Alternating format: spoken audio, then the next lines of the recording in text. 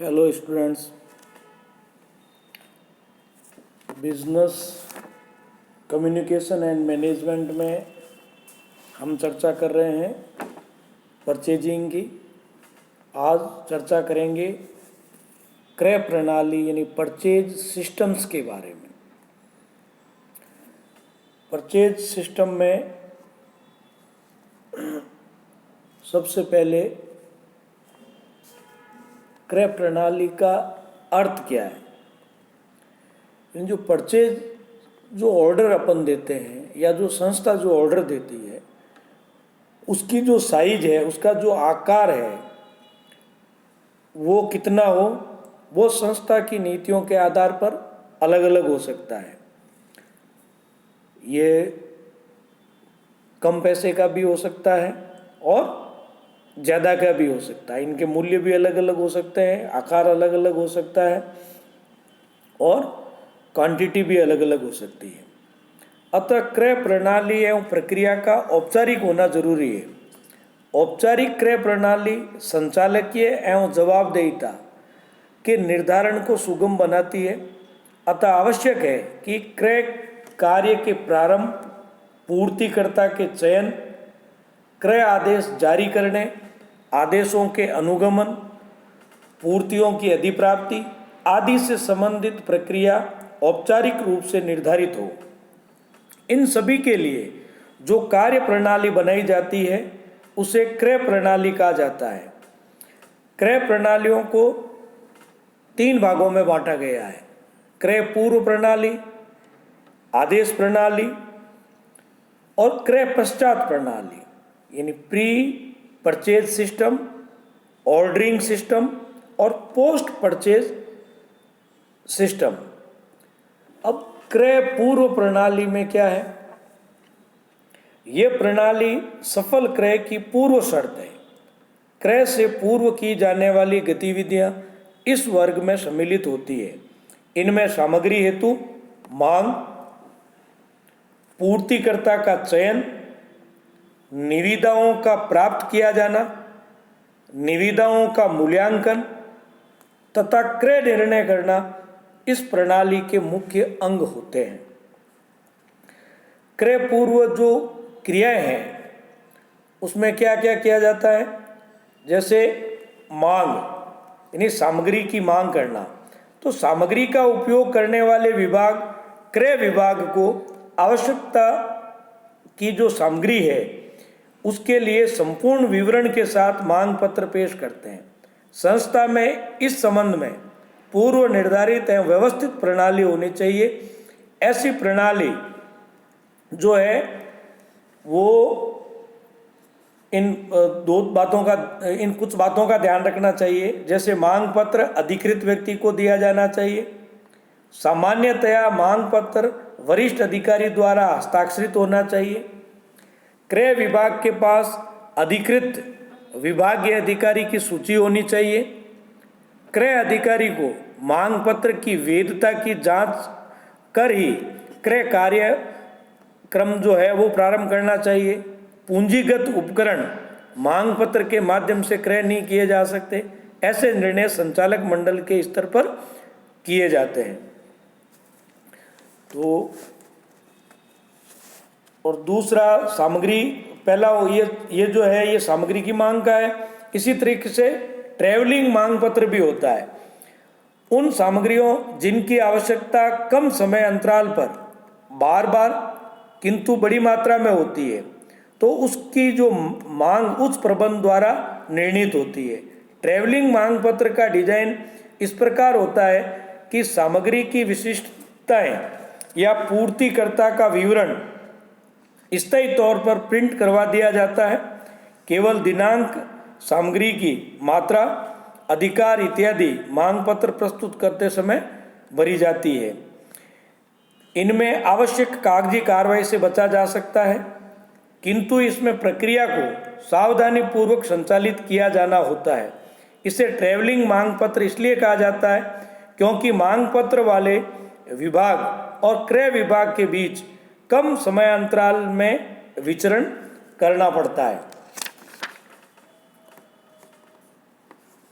अब इसके लिए जो है इसमें सामग्री का विवरण आ जाता है, पहचान संख्या आ जाता है, वार्षिक जो खपत है वो कितनी है, संभावित पूर्तिकर्ता अथवा पूर्ववर्ती जो आपूर्ति है उसका अगर कोई है तो आप जो है क्वांटिटी लिख सकते हैं, मांग की संख्या यानी याचना की संख्या कितनी है, तिथि, अब उसमें डेट डाल दी जाती है, पूर्व में की गई मांग, वर्तमान की मांग और आदेशित मात्रा, पूर्व में जो मांग की गई उसकी तिथि, उसका शेष कितना बचा है, कितना उपयोग में लिया है, वर्तमान की जो स्थिति है, आवश्यक मात्रा कितनी है और मांग करने हेतु तो अधिकृत समय कितना है। अब आदेशित मात्रा में तारीख आ जाएगी और पूर्तिकर्ता और उसकी मात्रा लिखी जाती है, प्राप्ति की तिथि और आवश्यक कार्रवाई जो की गई है और उसके नीचे वो हस्ताक्षर करके ट्रैवलिंग मांग पत्र भेजता है। नेक्स्ट है इसका पूछताछ। संगठन अपनी सामग्री संबंधी आवश्यकताओं के वितरकों एवं पूर्तिकर्ताओं से निरंतर पूछताछ करते रहते हैं और उन्हें पूर्ति हेतु अपनी दरों एवं शर्तों का संप्रेषण करने को कहते हैं। ऐसा करने का उद्देश्य यह है कि समय पर आवश्यकता अनुसार सामग्री बिना बाधा उत्पन्न होती रहे। इस उद्देश्य के लिए विशिष्ट प्रारूप तैयार किया जाता है जो कि कमोबेश क्रय आदेश का प्रतिरूप होता है। जैसे पूछताछ का जो पत्र है उसमें जिसको भेजा जाता है उस एजेंट का या जो पूर्ति करता है उसका नाम आ जाता है, संदर्भ कोई लिखना है तो वो हो जाता है, दिनांक हो जाती है, प्रति उत्तरदाता। अब उसमें पूछताछ से संबंधित सामग्री का विवरण आ जाता है, विशिष्ट विवरण यदि कोई हो तो वो दे देते हैं, पूर्ति यदि प्राप्त हुई हो उसका विवरण आ जाता है और कोई विशेष विवरण होता है तो वो लिख दे देते हैं और मोहर और जो सामग्री प्रबंधक है वो साइन करके उसमें भेज देते हैं। सेकेंड आता है आदेश प्रणाली। क्रय प्रणाली में दूसरी अवस्था आदेश अवस्था होती है। मांग पत्र के स्वीकृत हो जाने के पश्चात आदेश पूर्तिकर्ता को आदेश देने की प्रक्रिया क्रय विभाग द्वारा की जाती है। क्रय विभाग आवश्यकता होने पर अपनी शर्तों का उल्लेख करते हुए आदेश देता है। यदि पूर्तिकर्ता आदेश को स्वीकार कर लेता है तो ये अनुबंध हो जाता है और कानूनी दस्तावेज बन जाता है। चूंकि क्रयादेश में बड़ी धनराशि प्रश्नगत होती है और पूर्ति पर ही उत्पादन प्रक्रिया निर्भर करती है, अतः आवश्यक होता है कि आदेश को कानूनी दस्तावेज बनाया जाए ताकि विवाद की स्थिति में कानूनी कार्रवाई की जा सके। अब पूर्तिकर्ता द्वारा क्रय आदेश की स्वीकृति, पूर्तिकर्ता सामान्यतः अपनी स्वीकृति देकर आदेश के आधार पर पूर्ति की स्वीकृति प्रेषित करता है। ये पूर्ति के प्रस्ताव की वैधानिक स्वीकृति मानी जाती है। सामान्यतया क्रयादेश 6 प्रतिलिपियों में तैयार किया जाता है। 2 प्रतिलिपियाँ पूर्तिकर्ता को प्रेषित की जाती है। मूल प्रतिलिपि पूर्तिकर्ता अपने रिकॉर्ड के लिए रखता है और प्रतिलिपि पर स्वीकृति प्रेषित कर देता है। तीसरी प्रति प्राप्त करने वाले विभाग को दी जाती है। शेष प्रतियां भविष्य में संदर्भ के लिए कार्यालय प्रति के रूप में रखी जाती है। और नेक्स्ट है इसका क्रय पश्चात प्रणाली। क्रय आदेश देने के पश्चात की प्रणालियां या जो सिस्टम है वो क्रय पश्चात प्रणाली कहा जा सकती है। अब इसमें इसके अंतर्गत आदेश का अनुगमन, सामग्री की प्राप्ति, बीजकों की जांच तथा पूर्तिकर्ता को भुगतान आदि क्रियाएं सम्मिलित की जाती है। क्रय पश्चात प्रणाली के जो ये तत्व है जैसे अनुगमन, शीघ्र एवं उपयुक्त पूर्ति के लिए क्रेता द्वारा क्रय आदेश का अनुगमन करना आवश्यक शर्त है। इसके लिए प्रणाली विकसित करते समय सामग्री का उचित वर्गीकरण किया जा सकता है, जैसे शोध एवं धीमी गति से उपयोग योग्य सामग्री इत्यादि। इस प्रकार अनुगमन संस्था में स्टॉक आउट की समस्या से मुक्ति दिलाता है और साथ ही स्टॉक आधिक्य से भी मुक्त करता है। दूसरा इसमें आता है सामग्री की प्राप्ति। इस प्रणाली के अंतर्गत ऐसी व्यवस्था बनाई जानी चाहिए कि प्राप्त हुए सामान का उचित रिकॉर्ड रखा जा सके। इसमें पूर्ति